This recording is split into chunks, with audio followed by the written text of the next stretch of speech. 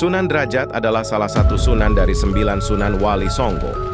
Nama kecilnya adalah Raden Hashim, kemudian mendapat gelar Raden Syarifuddin. Sunan Derajat diperkirakan lahir pada tahun 1470 Masehi. Beliau adalah putra dari Sunan Ampel yang terkenal karena kecerdasannya, dan ia merupakan saudara dari Sunan Bonang. Setelah menguasai ajaran Islam, ia menyebarkan agama Islam di Desa Derajat sebagai tanah perdikan di Kecamatan Paciran. Di sana ia mendirikan pesantren Dalem Dhuwur. Tempat ini diberikan oleh Kerajaan Demak. Ia diberi gelar Sunan Mayang Madu oleh Raden Patah pada tahun Saka 1442 atau 1520 Masehi. Sunan Derajat bernama kecil Raden Syarifuddin atau Raden Qasim putra Sunan Ampel yang terkenal cerdas. Setelah pelajaran Islam dikuasai, ia mengambil tempat di Desa Derajat wilayah Kecamatan Paciran Kabupaten Lamongan sebagai pusat kegiatan dakwahnya sekitar abad 15 dan 16 Masehi. Ia memegang kendali keperajaan di wilayah Perdikan Derajat sebagai otonom Kerajaan Demak selama 36 tahun. Ia sebagai wali penyebar Islam yang terkenal berjiwa sosial, sangat memperhatikan nasib kaum fakir miskin.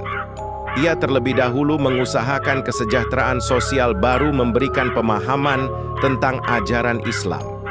Motivasi lebih ditekankan pada etos kerja keras, kedermawanan untuk mengentas kemiskinan dan menciptakan kemakmuran.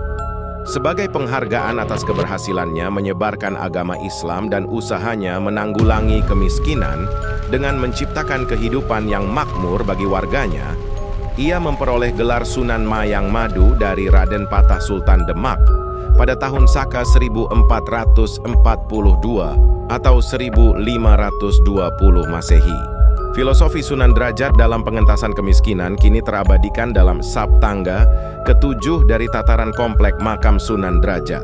Secara lengkap makna filosofis ke-7 Saptangga tersebut sebagai berikut. Pertama, kita selalu membuat senang hati orang lain. Kedua, di dalam suasana riang kita harus tetap ingat dan waspada. Ketiga, dalam perjalanan untuk mencapai cita-cita luhur, kita tidak peduli dengan segala bentuk rintangan. Keempat, kita harus selalu menekan gelora nafsu. Kelima, dalam keadaan diam kita akan memperoleh keheningan, dan dalam keadaan hening itulah kita akan mencapai cita-cita luhur. Keenam, suatu kebahagiaan lahir batin hanya bisa kita capai dengan sholat 5 waktu.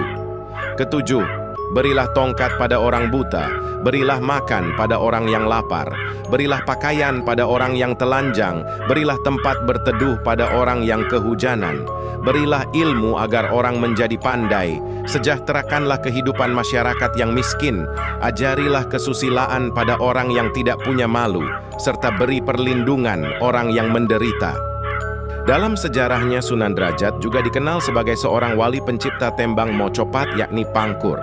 Sisa-sisa gamelan singgo mengkoknya Sunan Derajat kini tersimpan di museum daerah.